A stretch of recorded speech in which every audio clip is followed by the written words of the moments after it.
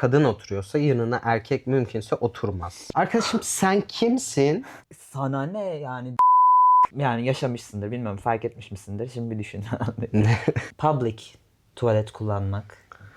Ay. Yani ne o senin yanındaki sapık mı işte, erkekler tuvaletine niye girmiyor, kadınlar tuvaletine giriyor falan. Arada dizlerimi öperim. Amca sen kimsin? Ben senin oğlun muyum gerçekten? Sana biz hesap vereceğiz. Hayır. Allah Allah. Ses değişimi. Ses değişimi. Gelişimini tamamladığı için değişmez ayak numaran. Burun şeklinin değişmesi. Bundan... Araştıracağım Bakalım hemen Tamam. İyisiyle kötüsüyle hepsi bizim bebeklerimiz. Ne yaşadık? Neler yaşamadık arkadaşım. Neler yaşamadık.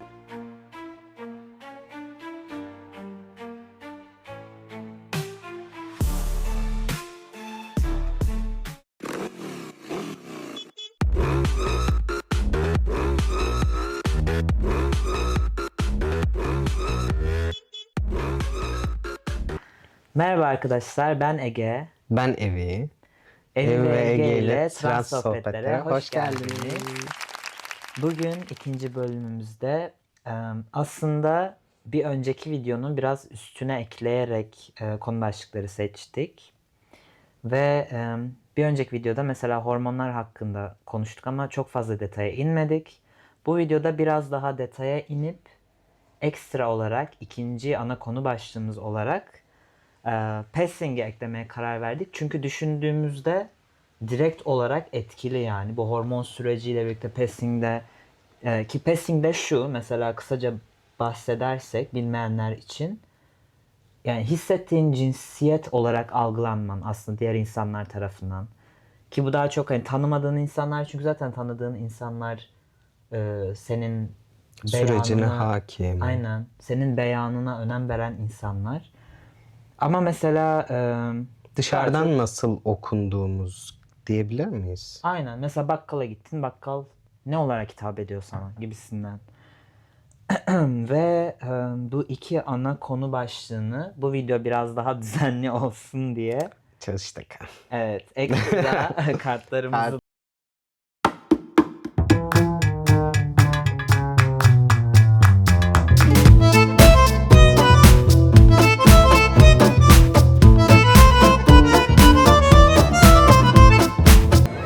ekstra alt başlık açtık. Hormonu iki alt başlığa ayırdık. Birincisi fiziksel değişimler, diğeri de duygusal ve mental değişimler. Sonrasında pacing'e geleceğiz. Aslında kullandığımız hormonla birlikte sadece duygusal olarak değil, fiziksel olarak da değişimler yaşadığımız için ve bu değişimler sadece bizi değil, çevremizdeki insanları, her gün etkileşimde bulunduğumuz insanları da etkilediği için aslında kullandığımız hormonlar sadece duygusal olarak değil, fiziksel olarak da değişimler yaptığı için ve çevremizdeki insanlar da bu sürecin bir parçası olduğu için pacing aslında bizim dışarıdan nasıl okunduğumuzla ilgili, normlara ne kadar uyduğumuzla ilgili, her ne kadar uymasak da. Burada değineceğimiz şeylerden bazıları hormon süreci pacing'i nasıl etkiliyor, insanların bizi nasıl gördüğü, kurumlarla olan etkileşimimiz nasıl. Bu önemli noktalardan biri olacak bizim için. Yani özellikle zaten hormon sürecinde olan birisi kurumlarla sürekli haşır neşir olmak durumunda bırakılıyor. Kurumlar sadece devlet daireleri değil, aynı zamanda mesela hastane de bir kurum, devlet hastanesi ve sürekli gitmen gerekiyor yani. Önemli deneyimler bunlar. Hani sürekli hayatta, günlük hayatta karşımıza çıkan deneyimler. Başlayalım. Başlayalım ama başlamadan önce bu arada şeyden bahsetmedik. Yorumlar. Arkadaşlar. Arkadaşlar. Çok teşekkür ederiz. Çok destekleyici yorumlar gelmiş. Gerçekten çok tatlısınız. Evet, özellikle YouTube yorumlarında cevap vermek istediğimiz birkaç yorumlar oldu. Bunun için ayrı bir video yapmak istiyoruz açıkçası. Öyle. O zaman başlayalım. Arkadaşım, Evet. konuşmadığımız bazı şeyler vardı ilk videoda. Çok şey vardı. Fiziksel değişim ve duygusal değişimler. Bence fiziksel değişimlerden devam edebiliriz. Tekrar check ettik. Neleri atlamışız diye. Evet, notlar alın. Burun şeklinin değişmesi. Bundan yürümen. Burun şeklinin değişmesi üzerine biraz konuşabilir miyiz? Evet, o zaman böyle burnum daha iyi gözüksün diye ben gözlüğü çıkartıyorum. Sen takacak mısın? Ben takayım, evet. Senin burnun gözükmesin. Benim burnum gözükebilir şey. Evet, sen bahset o zaman. Hadi ya. Okey. Önce sen bahset. Okey, ben bahsedeyim. Genel olarak değişim fotoğrafları gördüğümde ben aslında burunların ne kadar değiştiğini fark etmiştim. Çok belirgin bir şekilde olmasa da uzun sürede zamana yayılan bir değişim söz konusu. Genel olarak gördüğüm örneklerde benim burun yapısı mesela bir tık daha kalkıksa onun eğrileşmesi ya da daha yaygınlaşmasıydı. Ben tam olarak benim burnum ne kadar nasıl değişti emin değilim. Ama genel olarak bir tık inmiş olabilir. Benim deneyimim çok büyük bir değişiklik olduğunu düşünmüyorum burun yapımda genel olarak. Bence bu arada sen mesela bir önceki videoda şeyden bahsetmiştin. Hani benim çene yapım değişti vesaire diye. İkisi birlikte olan bir şey. Hani direkt yüz yapın değişiyor ve o yağlarının olduğu yer değiştirdikçe aslında ve ekstra kıkırdakların da o senin dediğin mesela burnunun biraz daha düşmesi. Bence o kıkırdağının büyümesiyle alakalı. Bende de aynı şey oldu ki ben daha önceden mesela burnumdan ameliyat olmuştum. O yüzden benim deneyimim biraz daha farklı olabilir bu Okey. konuda. Ben mesela burun estetiği oldum ve estetik olduğum ilk zamanda burnum senin dediğin gibi biraz daha kalkıktı. Tabii çok fazla değil. Hani Burnu çok da kalktı diye. çok da değişik değildi ama mesela önceki fotoğraflara baktığımda gerçekten burnum biraz daha öne doğru düşmüş ve ekstra da şey de hissediyorum. Burnum genişlemiş genel olarak. Hani eskisi kadar ince değil. Zaten yüzüm de eskisi kadar ince değil. Çenem vesaire. Daha geniş yüzüm düşündüğümde. Okey. Ve kıkırdak dedik ya, ben ona bir şey de eklemek istiyorum. Aslında tam kıkırdak değil ama mesela şey demişlerdi testosterona başlamadan önce, çünkü ben çok araştırıyordum. Benim ayağım 37 numaraydı. Hani çok küçük ve benim yoğun olarak disfori yaşadığım bir şeydi. Ayak numaramın küçük olması. Ben bunu sürekli internette araştırıyordum ve herkes şey diyordu işte. Kemiklerin gelişimini tamamladığı için değişmez ayak numaran. Ama bu yalan. Bunu burada çürütüyoruz. Benim ayağım şu an 40 numara. Ve 37'den 40'a. evet, Okey. 3 numara ve Okey. ben hani ergenliğim bittikten sonra başladım aslında hormon kullanmaya. Yani alakası yok. Benim zaten gelişimim tamamlanmıştı. Ona rağmen 3 numara büyüdü ayağım. Ve bunu da Okey. şuna yorumluyorum. Kıkırdak ve tendon. Mesela tendonların kalınlaşıyor testosterona başladığında. Onunla birlikte ayağın da büyüyor. Yani tabii ki kemik yapın değişmiyor. Ha, belki birazcık değişiyordur bilmiyorum ama mesela boyun falan uzamıyor. Ben bunu çok şey çürütmeyi bekliyormuşum gibi. Kendi açımdan nedense ben öyle bir şey yaşamadım diyebilirim. Ayak Ya da benim ayağım zaten büyüyordu. Bunun sebebi de ben koşucuydum. Koşuyordum yani ve basketbol oynuyordum. Zaten büyük bir ayağım olmaya başlamıştı bir yerden sonra. Belki onunla birleşip de ekstra testosteron etki etmiş olabilir. Olabilir yanı sıra. Yani lisede zaten büyümeye başlamıştı. 39 giyiyordum lisede. 37 ile senin 37 ile karşılaştırdığımda ben 39 giyiyordum o süreç boyunca. Sonrasında büyümeye başladı. Ama zaten o sıralar koşmak ve basketbol oynamak ekstra büyümesine sebep olmuştu. Ben de mesela spor yapıyordum ama ben koşu değil. Ya koşu da yapıyorsun içinde tabii, boks yapıyordum. Ama mesela ayakkabı numaram 37 idi.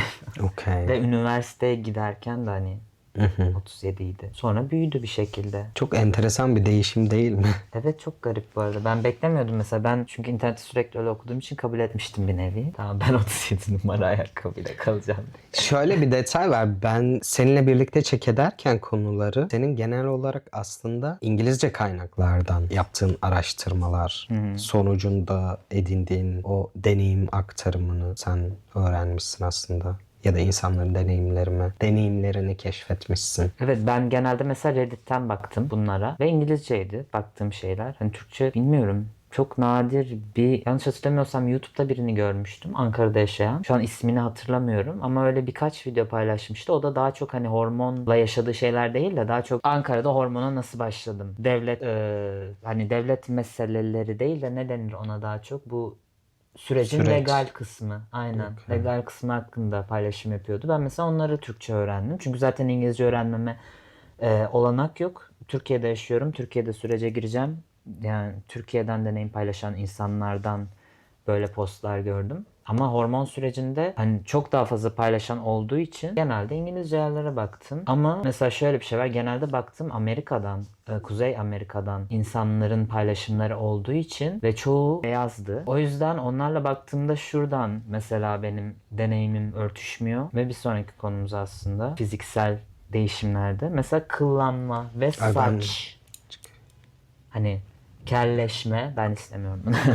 Koyuyorum buraya. Evet. Mesela kelleşme ve kıllanma. Çünkü onlara baktığımda kelleşme oluyor tabii ki beyaz insanlarda da ama genelde çoğunda kıllanma olmuyor. Hani bakıyorum gayet aynı şekilde devam ediyor. Çok böyle azıcık bacaklarda falan oluyor ama mesela ben kendime baktığımda ya da ne bileyim Orta Doğulu diğer insanların deneyimlerine baktığında çok fazla ekstra kıllanma yaşayan var. Çünkü bizde daha çok oluyor yani gördüğüm kadarıyla. Tabii ki herkes de olmuyor ama genel olarak baktığımızda Kıllanmada çok büyük bir faktör oynuyor bence. Söylediklerine katılıyorum bu arada. O belirgin özellikler aslında kara kaşın kara gözün varsa kara kılların çıkıyor. Benim için de öyle. Histerektomiden sonra aslında çok yoğun kıllanma yaşayan birçok insan var. öyle mi? Buradan en yakın arkadaşıma gönderdim. Çok insan var. Çünkü zaten direkt olarak östrojen kesiliyor. Artık testosteronun baskıladığı bir hormon yok. Tek başına testosteron bir rol oynamaya başlıyor. Kıllanmayı yani had safhalara çıkarıyor. Ve oradan devam ediyor. Öyle bir olay var. Yani genel olarak da histerektomi ile birlikte kıllanmanın arttığını söyleyebiliriz. Tabii yine histerektomi olmadan da kıllanma. Ben bugün tıraş oldum mesela. Yıllık kıl şeyini orada bırakmış olabilir. Bu arada sterektomi dedik. Tabii ki hormonlardan ayrı olarak ameliyatlar da bu trans sürecinde önemli bir rol oynuyor. Ama biz bunu direkt bir konu başlığı olarak almaya karar verdik. Çünkü hakkında konuşulacak şeyler var. Mesela sterektomi tek başına video başlığı olabilir. Ama ondan önce mesela mastektomi düşündük. Mastektomi hakkında da kendi deneyimlerimizi paylaştığımız bir video gelecek. Ne zaman gelir onu Bakalım. bakalım. Fiziksel değişimler arkadaşım notlarımızdan bakalım.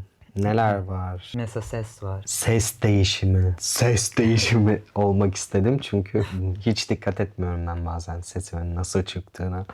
Yani ilk videoda aslında çok azıcık bahsetmişiz ama orada da şey demişim ben mesela. Hani bir sabah uyandığımda çok kalın bir sesle uyanacağım gibi bir internetten öyle bir algı vardı. Ama öyle olmadı. Bunu demişim ve bir daha hiç açmamışız. Ama bu ses değişimi aslında çok kademeli ve sürekli devam eden bir şey düşündüğünde. Hani mesela ben 3 yıldır kullanıyorum. Ben hala hissediyorum sesim değiştiğini. Benim için bitmedi mesela bu. Ses terapisine bilmiyorum Berlin'e özel bence bu. Ben çünkü daha önce hiç ne bileyim yani Türkiye'deyken daha önceden kastım. Ses terapisine giden insanları şu an görüyorum. Yani çevremden insanlar gidiyor. Bunun için etkinlikler oluyor. Peki bu transmaskülen insanlar mı yoksa transfeminen Her insanlar ikisi mı? de. Öyle mi? Her ikisi de. Daha transfeminen insanlar için sigortaya başvurabiliyorsun Evet, karşılamaları onu için. biliyorum. Trans maskülen için de muhtemelen ekstra ödemen gerekiyor olabilir. Fakat böyle bir şey var. Böyle bir offer var. Böyle bir etkinlikler var. Ben aslında gitmek istiyorum ve bu transmaskülenler için olan ses terapisini ben daha çok İngilizce kaynaklar baktığım için Amerika'da gördüm ama zaten onlar neredeyse her şey kendileri ödediği için yani Berlin'de belki biz Almanya sağlık sigortasıyla onu karşılattırabiliyoruzdur. Onu bilmiyorum. Ekstra bir mesela disfori sebebi olarak Yani süreç çok başvurabiliyorsundur. farklı değil aslında Türkiye'dekiyle. O yüzden yine Türkiye'de yok diye kağıt biliyorum. hayır, genel olarak kağıt toplaman gerekiyor birçok şey için. Benzeri bir süreç. Yani ses terapisine mesela sen gittin mi hiç? Asla. Ben de gitmedim. Gitmek isterdim. Yani ses terapisi nasıl yardımcı olacak diye şöyle birazcık bahsedebiliriz. Mesela tabii ki sesin değişiyor ama bir yandan da aslında mesela cis bir kadın olarak yaşadığımda ben çok dikkat etmiyordum sesimi nasıl kullandığımı. Ama sesini nasıl kullandığın aslında sesini hormondan daha çok değiştiriyor bir nevi. Çünkü sesin hormonla kalınlaşsa bile sen hala eskisi gibi sesini yüksek tınıdan kullanıyorsan mesela o kadar da Ben de yutkuna öyleyim yutkuna. mesela. Ben mesela tam olarak şuradan konuşuyorum. Aşağı inmiyor Evet, benim. öyle diyorlar. Şuradan göğüsten konuştuğum için diye. oluyor bazen. O da okey. Sadece kendi ses kayıtlarımı tekrar dinlediğimde, arkadaşlarıma attığım ses kayıtları dinlediğimde bu ne be falan olabiliyorum. Ama kesinlikle katılıyorum. Bu bence şuna da bir tık fayda sağlıyor ses terapisi. Disfori. Tabii ki. Zaten bu değişimlerin hepsi. Bizim yine başka bir konumuz olacak bu.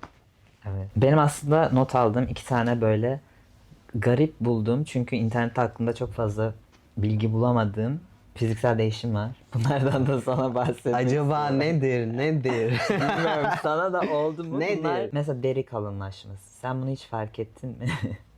Derin Nasıl ya? kalınlaştı mı? Nasıl? Yani ben aslında bunu fark etmem şöyle. Benim çok barizdi çünkü benim gözümün altında böyle çok görünen mavi bir damar vardı. Ve ben ona bayağı takıktım. Testosterona başladıktan sonra yavaş yavaş o garip bir şekilde, yani hala hafif var ama eskiden çok bariz olan bir şey ve çok takık olduğum bir şey. Bu arada çok pozitif bir deneyim benim için. Bir anda yok oldu ve derimin kalınlaştığını öyle öğrendim ve sonra internetten baktım, gerçekten de bazı insanlarda oluyormuş böyle bir şey. Gerçekten mi? Yani açıkçası benim bilmiyorum derim ne durumda. Şöyle bir kalın Yani. canım var ya. Kalın ama mesela daha da mı kalınlaştı hiçbir bilgim yok. Çünkü ben kendimle teması az olan biriyim. Yani arada dizlerimi öperim. Hayır. Ama yani nasıl anlayayım arkadaşım, benim derim kalınlaştı mı? Anlamadığım için, ama bu güzel bir örnekti. Yani bilmiyorum. Çok iyi bir örnekti, ben çok. Yani gözümde olmasa ben de anlamam herhalde. Çünkü ben de ne bileyim derim kalın diye bakmıyorum. Ve sen bunu ona yordun ve öyle araştırma Evet. yaptın. Wow, okey. Evet. Bir yerim Ve değişince oluyor. ben de böyle yapacağım. Araştıracağım. Dizlerim kalınlaştı mı diye Dizlerimi falan. anlarım mesela. Sen bir bu Onları- gece bak bir bakalım öpeyim ben dizlerine. onları bir. Evet. Başka son Evet, diyelim. diğer konu da bence bunu yani yaşamışsındır, bilmiyorum, fark etmiş misindir? Şimdi bir düşün. Yani mesela kokunun değişmesi testosterondan sonra. Sen bir içecek. Hayır, şöyle koku değişmesini duydum daha önce. Online'da da gördüm. Zaten videolarda genel olarak transmas, testo kullanan kişilerin partnerlerinin yaptığı şakalardan vesaire de çoğunlukla duydum aslında. Benim sadece çok kendi kokumla takıntım olduğu için, asla kokmama müsaade etmediğim için Sadece ter kokusu da değil. Hani genel olarak o teninin kokusunun değişmesi. tenini neydi? Dokunado içti şarkı sözü ezbere bilmem. Sen şu an bir düşün bunu, sana biraz. Çok güzel kokuyorum. Ama ben hep terleyen bir insanım. Ben genel olarak terlerim mesela. Ellerim terliyor. Ne yapayım? Buna çözüm de bulamadım. Her şeyi denedim. Doktora gittim mesela. Bunun bir çözümü yokmuş. Botoks falan diyorlar da elime de botoks yaptıramam. Senin bahsettiğin şey daha çok koku anlamında o zaman. Evet, yani terleme tabii ki bu arada değişiyor bence. Ben eskisinden daha çok terliyorum testosterona başladığımdan beri. Ama terlemeyle birlikte o koku da değişiyor gibi. Mesela daha böyle cis erkek genç kişilerin bulunduğu ortamdan mesela ay burası da Ter kokuyor. ne testo koktu. Ha, testo kokuyor diye. Ne testo koktu. Testosteron kokuyor burası oluyor. Okey. Evet, o koku oluyor bence Oluyor. düşündüğünde. Yani. Kimileri için bu koku aslında çok iyiyken kimileri için de rahatsız edici olabilir. Çok iyi dediğim de bu arada yanlış anlaşılmasın. Hayır, hayır. Allah Allah. Açıkla Hayır. bakalım. Şu anlamda. Her şeyin bir alıcısı vardır. Hayır, ben de seviyorum falan. Biz burada bekliyormuşuz bunları. Bence fiziksel olarak bu kadar bahsetmek yeter diye düşünüyorum. Varsa artık bizim de deneyimlemediğimiz Evet, siz yorum olarak bırakın. yorum olarak yazabilirsiniz. Evet, şimdi alt konu başlığımıza geçiyoruz. Fiziksel değişimlerden bahsettik deneyimlediğimiz kadarıyla. Şimdi biraz duygusal ve mental daha çok. Neler yaşadık diye sen kart koydun. Neler yaşamadık arkadaşım, neler yaşamadık. Evet. Anlat. Anlatıyorum. Anlat. Mesela bir önceki videoda sen bana demiştin ki benim düşünce şeklim değişti. Ve ben orada açıkçası bilemedim. Ama sonra üstüne düşündüm bunun. Ve gerçekten fark ettim ki benim de düşünce şeklim değişmiş. Özellikle benim mesela karar verme şeklim değişti. Hani öfke bir yana, öfke zaten değişiyor. Ondan uzun uzun bahsettik, o yüzden tekrar girmeye gerek yok diye düşünüyorum. Ama karar verme konusu ki zaten hayatın temeli, yani her şeye karar veriyorsun düşündüğünde. Ve benim için daha çok kendime güvenim geldi. Ya tabii ki yaşım ilerledikçe de bu oluyor ama ekstra testosteron etkisi olduğunu düşünüyorum. Çünkü hani önceden mesela sen dedin çok detaylı düşünüyordum bazı şeyleri. Bende de öyleydi. Şu an herhangi bir karar aldığımda ben direkt mesela bir şeye karar verdiğimde okey benim için. Bir şeye karar veriyorum ve yapıyorum. Yani arkasında da oluyorum o karar verdiğim ve tabii ki her zaman iyi sonuçlanmıyor.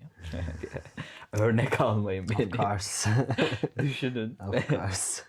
Ama Benim için böyle oldu yani mesela. Benim için karar verme süreci herhangi bir şeye dair her zaman belirlidir. Nasıl yani? Aslında ben genel olarak kararsız bir insan olduğum için mesela benim önüme 2 farklı kahve çeşidi getirdiğinde ya da 2 farklı ayakkabı getirdiğinde 2 farklı, 3 farklı, zaten 2'den fazlası artık benim için bir kaostur. Hiç karar veremem. Mümkünse senin karar vermeni isterim. Sen de verebiliyorsan ki verebiliyormuşsun. Ama şunu bağlamanı çok sevdim. Özgüven. Özgüven kesinlikle aslında sürecin ilerleyen zamanlarında hormonla da birlikte gelen bir şey olduğu için, bu pacing'de değineceğimiz konulardan biri olduğu için aslında çok anlaşılır benim için. Hala ben karar vermekte zorlanırım. Veremem. Gerekli mercilere ulaşırım. Ve onlardan benim için karar vermelerini isterim ya da verdiğim, üzerine çok derinlemesine düşündüğüm şeylerde. Bir saniye, sakinleş. Bak aslında bu böyle. Sen zaten ne istediğini biliyorsun. Neyi seçmek istediğini biliyorsun. Bu çok görünür gibi destekler almayı çok severim. Ama mesela ne değişti senin için? Duygusal olarak mı? Yani evet şey dedin ya mesela düşünce şeklim değişti dedin. Düşünce şeklim tabii ki de şöyle değişti. Nasıl değişti?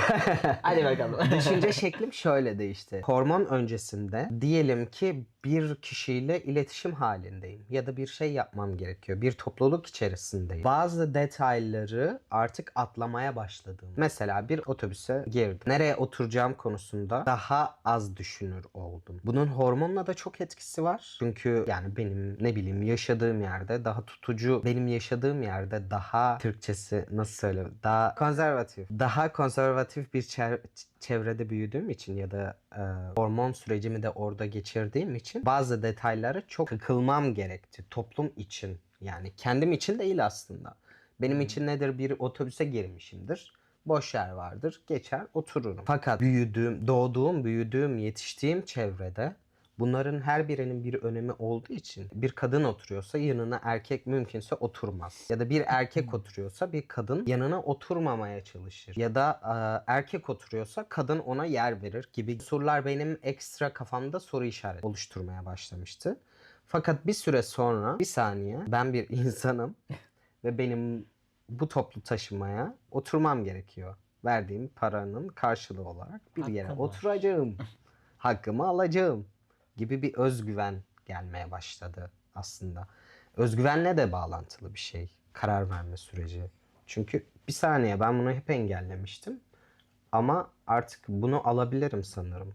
Ne kötü ki bunu öyle okunmaya başladıktan sonra alma hakkını kendimde gördüm. Benim anladığım kadarıyla bu aslında hem özgüven hem de daha çok güvende hissetmek değil mi? Mesela dışarıdan aslında alabileceğin kötü bir tepkiyi hesaplayıp bunu yaptığın için mesela pacing olayı düşündüğümüzde sen hormon sürecin ilerledikçe daha çok mesela hissettiğin gibi okunmaya başladıkça daha güvende hissedip ona göre kendi kararını uygulayabiliyorsun gibisinden mi? Evet. Kesinlikle. Hepsi aslında birbiriyle bağlantılı sürecin. O yüzden hiçbirini birbirinden ayırt edemeyiz. İyisiyle kötüsüyle hepsi bizim bebeklerimiz bence. Bütün deneyimlerimiz. Hepsinin bir anlamı var yani. Bizi buraya getiren onlar. Gerçekten pozitif, negatif. Pozitif, negatif. Duyguları hissetme şeklin. Düşünce değil de daha çok. Mesela hüzünü nasıl hissediyorsun? Sen demiştin ki mesela Sultan onu aldığımda ağlıyordum sürekli. Bu da Evet. senin hüznünün aslında bir dışa vurumu yani. Mesela Nebido'yu aldığında değişti. Yani bundan biraz bahsetmek istersen. Aslında şöyle, bu da duyguları kendimde ne kadar hak gördüğümle ilgili. Bence yine doğduğum, büyüdüğüm çevrenin, öğrendiğim, gözlemlediğim şeylerin etkisi de bunlar da çok fazla. En azından benim için, benim deneyimlediğim şeyler için. Nedir? Sesli bir şekilde kahkaha atamamak ya da haykırarak ağlamak. Benim için bunlar her ne duygu olursa olsun yüksekte yaşayamadığım için, hep bastırılmış duygular da olduğu için bunu bulduğum ilk alanda bence bir şekilde dışarı vurmaya başladım. Hormonlar da bunun zaman zaman çok engelledi. Gerek ağlayamamaya başladım, gerekse haykırarak ağlamam gerekti ve ağladım. Kahkaha atmam gerektiği durumlarda da kahkaha atabildim. Çünkü o ana gelene kadar ben bunların hepsinin hesabını vermişim gibi hissederek kahkaha attım. Yani aslında senin hormon değil ama daha çok o süreçle birlikte Ne yaşamışım? kendinle barışman yani düşününce. Evet. Evet. Evet. Kendini kabul etme süreci. Evet, hormon sağ olsun canım aşkım. Aşkım diye. Benim için bu yönde etkiledi. Peki senin için de yine böyle, yani belki zaten bağdaşıyordur. Yani bağlandığı bir nokta vardır muhtemelen. Ama belirgin böyle duygusal farklılıklar hissettin mi mesela? Yani hissettim ama bende de mesela daha çok tam tersi oldu. Tam tersi demeyeyim ama çünkü ben senin yaşadığın o süreçten geçmedim. Daha çok hormonlar bana şöyle bir etki yaptı. Daha sakinleştim. Sanki böyle duygularımı daha çok bastırmak demek istemiyorum. Çünkü bilinçli yaptığım bir şey değil. Ya tabii ki bilinçsiz olarak da bastırabilirsin ama ben bunu bastırmak olarak görmüyorum. Sadece hani o duyguyu hissetme şeklim değişti. Çünkü gerçekten hormonlar duygularını tamamen değiştiren bir şey. Yani senin o ana hormon testosteronsa ona göre vücudun kendin baştan yazıyor. O beyninin çalışma şekli vesaire. Hormonlar da düşündüğünde biyolojik olarak şey, yani işte bir hormon salgılanıyor. Onunla mesela dopamin hormonu mesela sevinç için. Bende onlar değişti ve eskisinden daha az yoğun hale geldi. Hüzün konusunda örnek verirsek ben eskisi gibi ağlamıyorum. Yani eskiden de çok duygusal bir insan değilim. Eskiden de çok ağlamıyordum ama şu an düşündüğümde geçmişe oranla bariz bir şekilde çok daha katı denebilecek bir insanım diye. Madi misin peki? Katı derken ne demek Biraz da istedin? madiyim yani diye. Yani şöyle diyebiliriz aslında. Yanlış hatırlamıyorsam. Yanlışsam düzeltin zaten. Hiç umurumda değil. 25 tane hormon var vücudumuzda. 25 farklı hormon. Aslında testosteron ve östrojen bunlardan sadece 2 tanesi. Östrojen ve testosteron bize yaptığı şeyler buysa ben diğerlerini zaten tahmin edemiyorum. O yüzden beni bu kadar, yani bizi bu kadar etkileyebilmelerine de çok okeyim gibi bir yerdeyim. Ya bilmiyorum kaç tane hormon var. 25 ya da 27 diyelim hadi. Tamam hadi. Doğrudur. Araştıracağım he. Bakalım hemen he. Tamam, bakarız buna sonra. Okay. Hormon süreci pacing'i nasıl etkiledi? Bence şöyle, zaten aslında hem fiziksel hem duygusal etkilerinden bahsettik hormon sürecinin. Bunların hepsinin bir araya gelmesi, bunların hepsinin harmonisi, bunların hepsinin bir araya gelmesiyle birlikte bizim vücudumuzun, hareketlerimizin dışa vurumu. Biz daha özgüvenliysek, bazı noktalarda daha net duruşlar sergiliyorsak, insanların bize bakış açısının değiştiği, hormon kullanmaya başladıktan sonra, bir tık sesimiz kalınlaşmaya başladıktan sonra, efendime söyleyeyim biraz sakallar, bıyıklar çıkmaya başladıktan sonra insanlar bizi kafalarında bir kategoriye koymaya başladılar. Evet. Yani benim Ne? işime geldi diye. Ben zaten yani trans erkek olduğum için binary benim işime geldi ama işime gelmeyen zamanlarda oldu tabii ki. Mesela. Açıkçası öyle bir deneyimim var, bahsetmek isterim. Anlat Lubunya. Ay, biraz.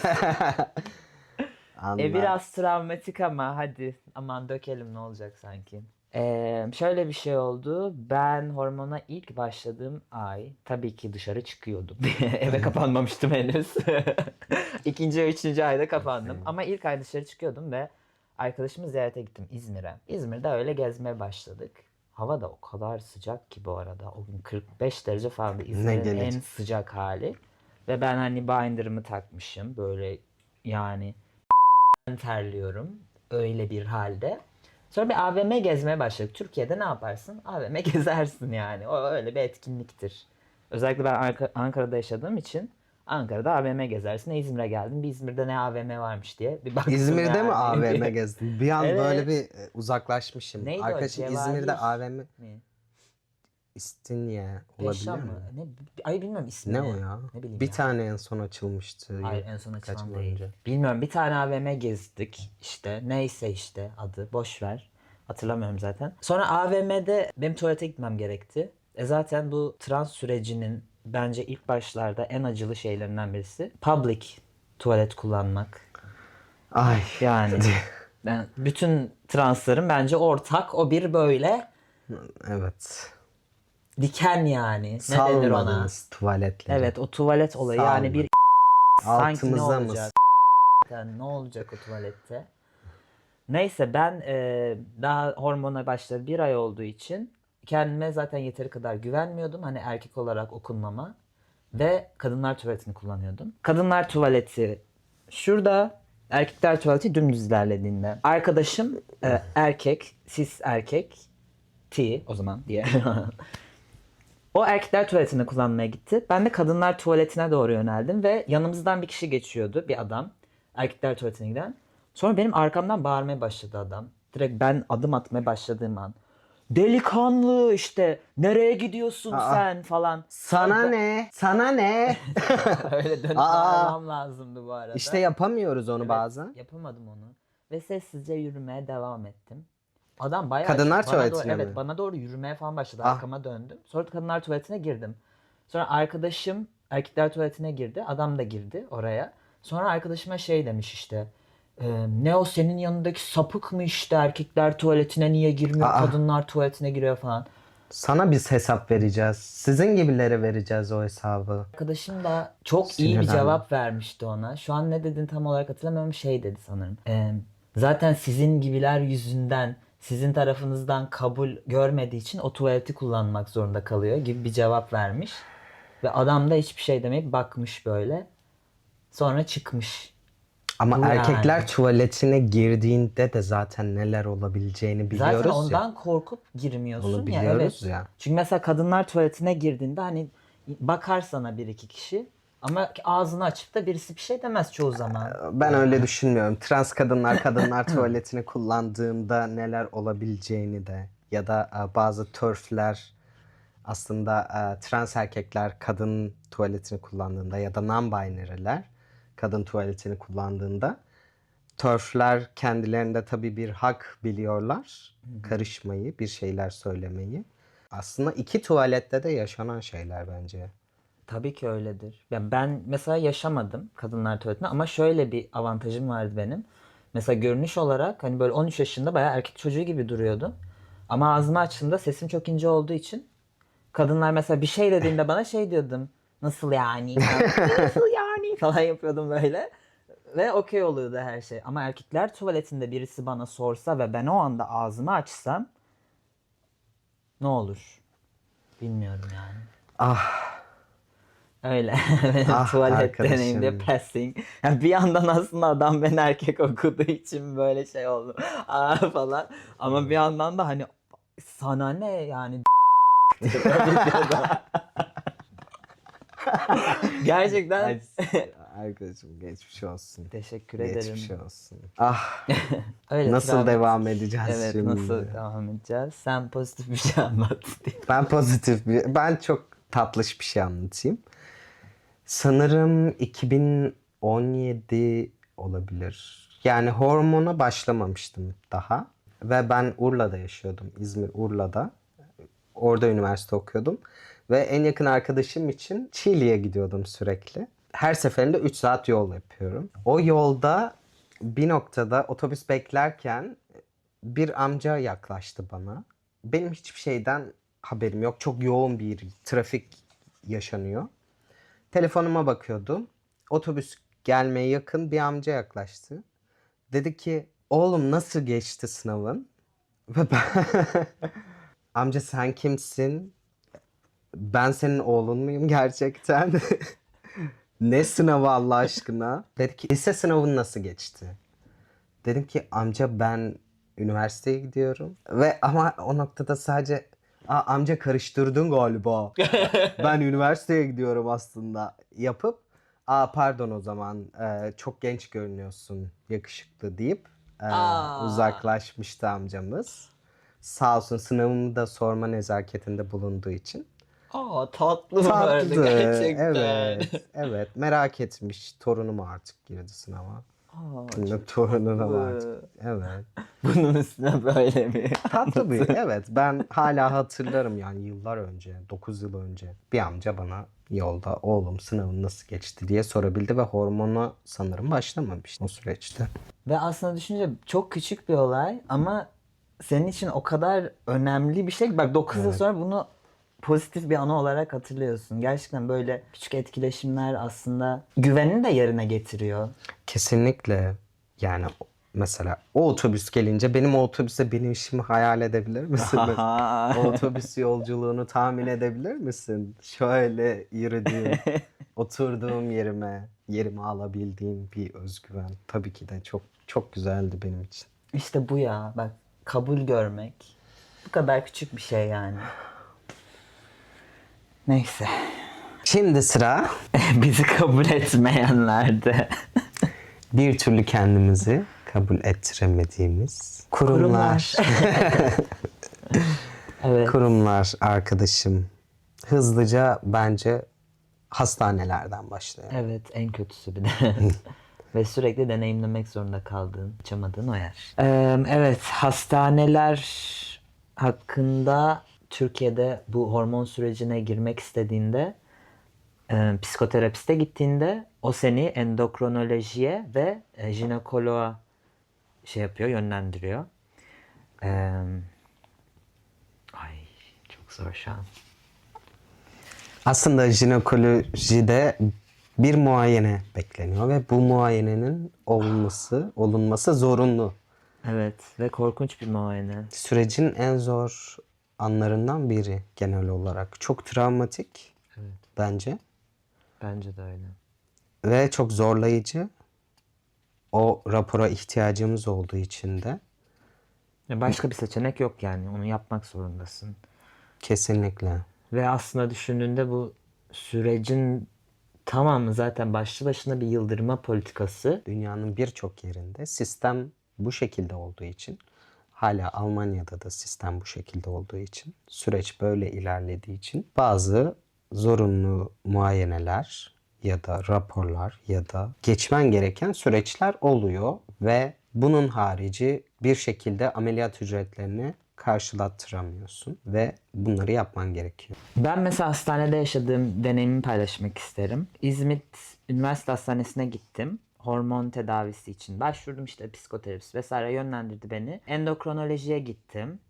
Ve kadın bana o kadar garip davrandı ki sanki hayatında ilk kez trans birisiyle karşılaşmış ve o hastanede var yani hormon terapisi ve endokrinolojiye zaten gidiyorsun. Ben de oraya gittim. Aynı yere gittim. Aynı hastanede. Ve bana şey dedi. Ben hani bilmiyorum ne yapılır. Ve ben böyle kaldım. Nasıl yani? Hani ben zaten buraya yönlendirmeyle geliyorum ve bu arada benim yönlendirme kağıdımda mesela transseksüel olduğum için geldiğimde yazıyordu. Ve bu kişi bu kağıda bakıyor ve diyor ki ben bilmiyorum ne yapılır. Ben mi söyleyeyim arkadaşım sana ne yapacağını? O kadar sinirim bozuluyor ki. Gerçekten hani nasıl yani? Bu hastanede zaten bu süreç var ve bir tanı var. Bir tanıyla geliyorum ben sana. Hani medikal bir tanı ya. Ben bir tanıyla geliyorum ve o kişi bana yani ayrımcılık yapıyor. Bayağı dümdüz ayrımcılık yapıyor. Deneyimi olmayabilir. İlk günü olabilir ya da 5. günüdür, 10. günüdür, 15. günüdür. Bir yerden sonra böyle bir kağıt geliyorsa önüne bunu gerekli birimlerle konuşup öğrenebilirsin. Ne yapacağını onlara sorabilirsin. Fakat oraya gelen kişiye böyle bir şey hissettirme hakkın yok arkadaşım. Evet, anlamadıysan ara doktoru sor yani. Evet. Aynı hastanedesiniz, git yan kapıya sor ne bu diye. Zaten biz ne koşullarda o randevuya gidiyoruz aslında. Neler çekiyoruz. Belki gidemiyoruz bazen. Destek alıyoruz yanımıza. İnsanlar getiriyoruz. Çok zorlanıyoruz. Gerçekten çok zor. Ve karşılaştığımız manzara bu. Zaten ben mesela oraya gittiğimde aşağılanmış bir şekilde böyle boynum bükük gittim ve ekstra olarak aldığım tepki bu. Ay arkadaşım bu jinekoloji şey beni biraz... Okey tamam benim de jinekoloji muayenemde çok çok çok çok korkunç bir ayrımcılığa, transfobiye uğradığım bir şey yaşadım. Fakat bunu size anlatmayacağım. Sana anlatacağım tabii ki de. Bana Anlatacağım. Kamera kapanınca. Kapanınca anlatacağım. Onu anlatmamın başka bir sebebi var ama çok korkunç şeyler yaşanıyor tabii ki de. Diğer farklı kurumlardan örnek verebileceğin şeyler var mı? Benim bir tane var. Tamam sen ver o zaman. Okey. Bankalar ısrarla burada bile yaşadım ben. Gerçekten anlatmıştım anlat. geçen sana. Gidiyorum bir hesapla ilgili bir durum var ve bana bakıyor ve kimliğime bakıyor. Türkiye'de burada fark etmiyor. Ve bana diyor ki bana trans olduğuna dair bir kağıt getir. Arkadaşım sen kimsin? Sen kimsin ki ben sana trans olduğuma dair bir kağıt getireceğim ve seni ikna etmeye çalışacağım.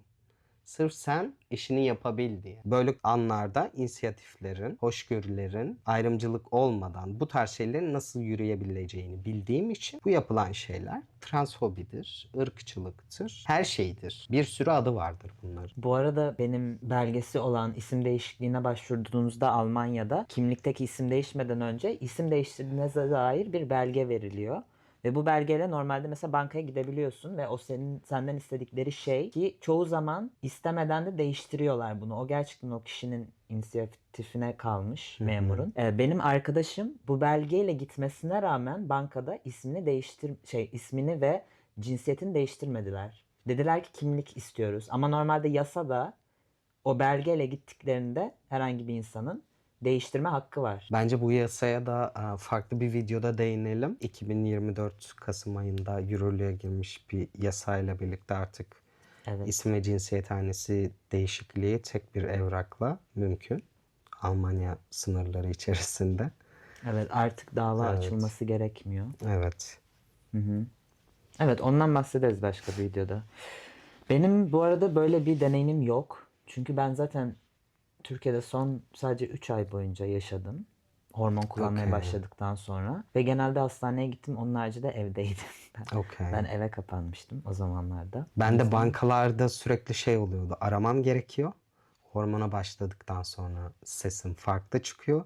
O yüzden inceltmeye çalışıyorum olabildiğince fakat yine de ele veriyorum kendimi. Asla inandıramıyorum. Sürekli bankaya gitmem gerekiyor. Öyle bile. İşlemlerimi telefonda halledemiyordum asla. Çok sinir bozucu bir duruma gelmişti artık benim için. Bayağı sistematik zorbalık yapmışlar Tabii sana. tabii. Ay, ben onlara maruz kalmadım. Ben direkt kaçmışım gerçekten.